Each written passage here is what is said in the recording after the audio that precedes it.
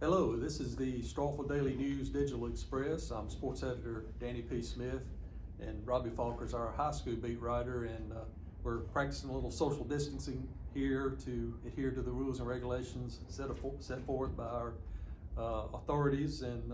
But it's the situation surrounding the coronavirus or COVID-19, however you choose to refer to it, has affected a lot in our everyday lives in the state, locally, and across the nation.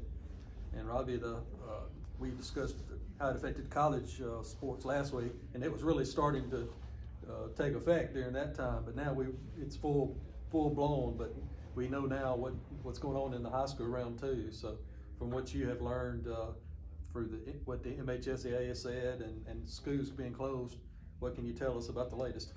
Well, last week, we saw some schools begin to close, and we actually got to watch probably the last high school sporting event, potentially of the year, when UPOR played baseball last Saturday. But, Webster County Schools, the Start Block, Tippecanoe County, Consolidated School District, Choctaw County, they all closed their schools during the weekend, and I think everybody else kind of followed suit with that around the state. And then of course you have the MHSAA coming out on Monday, I believe, and announcing that there's not going to be any sports played until at least March 29th. But I think that's going to continue to be pushed back further and further. Governor Tate Reeves announced just an hour ago, as we're recording this, that he wants all public schools closed until April 17th. And with schools closed, that means no sports. Obviously, I think MHSAA is probably going to follow through with that and probably be around the same date. April 17th, might even cancel for the rest of the year. I'm not sure about that, but they're talking about that right now, and they're going to come to a decision probably soon.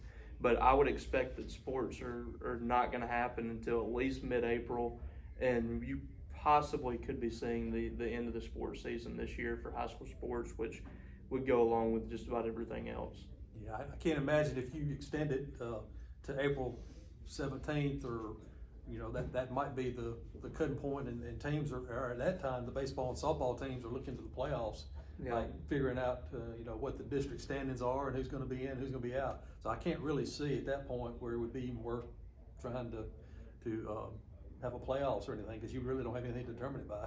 No, I know. Today we're sitting here, and it's supposed to be the start of March Madness, men's basketball, and then the women were going to come in, I believe, in the weekend or first part of the week. So it's really depressing for sports fans. You were supposed to be sitting in front of your television watching March Madness. Instead, you're having to binge watch Netflix or something like that, or watch, if you want to be really depressed, you can watch the news of kind of what's happening. But that's tough. And then with baseball and softball, we've talked a little bit about this, just away from the camera. With the NCAA, there's a chance that some of these kids can get an extra year for their scholarship and get to play again. There's a lot of high school players that may never get to play again, as we have an impromptu, disturbance from Henry the dog. A lot of these kids are never going to be able to play baseball or softball again. That's the most disappointing thing about this. And I had an article today talking with some baseball coaches around the area just about that, and how they may not be able to finish this season. A lot of them had a promising season going, so it's really tough to see for those kids. Right. And in high school, it's a different kind of feel than in college and in the pros. A lot of these kids are playing, their last games of their career, and a lot of them aren't going to be able to finish. Yeah, and I talked to the Scott Central coach before they played on Saturday, and that was his main concern. That the coaches, life goes on for them, but he was concerned about his seniors, and he said whether you have a Class A school that only has 1 or 2, or a Class 6A school that has maybe 8 or 9, it's going to affect them the same way. So there's going to be a lot of senior athletes that it's really going to be disappointing for them that this is happening and cutting their careers short. And we've had some really good senior baseball and softball players that I feel for, and it's just it's something that had to happen to take precautions, but you would just hate to see it. Yeah, and this is more than anything, this is something that we've never dealt with before. Nobody's ever dealt with it. You know, even the leaders of our country are having to reconvene and talk about how they're going to handle all this stuff. So it's really an uncertain time, and for that reason, you have to take these drastic measures because you don't know where this is going to end up. So you know, it's just really difficult to see these things, and you know, talking to the coaches, they understand that piece. They understand that this is something that it's uncharted territory. We've never really dealt with this, but it's still disappointing for them, and it's still disappointing to see possibly the end of the season. You know, a lot of college baseball and basketball fans were not ready for the end of baseball or basketball season because there's so much untapped potential. You don't know what's going to happen in the tournament or in SEC play in baseball. The same thing with these high school kids. I mean, a lot of these teams were starting to get on a roll going into district play, and you felt like you know, your team started to come together, and all of a sudden that's kind of disrupted with this. So it's tough to see, but it's a sacrifice that we as a country and as you know, from a global standpoint too, have to make some sacrifices with this because we don't know what's going to happen. So it's for the greater good, but it's tough to see in the short term. Yeah, of course, as we tape this, there's a case that yesterday I think came in Monroe County, and then a case in Winston County today, which is just, depending on where it was, you're talking about 30 miles from Octavia County, and then Clay and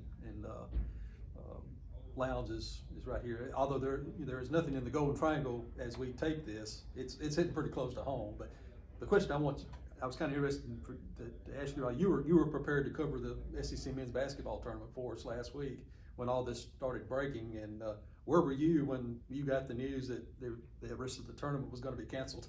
Well, the whole thing was surreal. You know, I went there the day of the Wednesday games, and there's very few press allowed in there with the athletes. They were very careful with, you know, where everybody was at. They didn't want anybody in the locker rooms. And, you know, I went back to the hotel, was going to go back to the game that night Ole Miss was playing. I was going to watch that, and news started breaking that there was no longer going to be any fans allowed. So I was interested in seeing how that was going to play out, covering it from a media standpoint with no fans in the stands. You know, and then I wake up the next morning. I actually was getting ready to go to the stadium when they announced that the thing was canceled. So, you know, a lot of things, I was just in shock. You know, it's something that we never dealt with. I went back to that 2007 SEC tournament when the tornado hit the Georgia Dome, and you know, I was there, and the disappointment of not being able to go to the rest of the tournament was really tough. And that was kind of what set in with me. It kind of felt like that, but you know, something that we've never dealt with before. So it was a really interesting time. Yeah.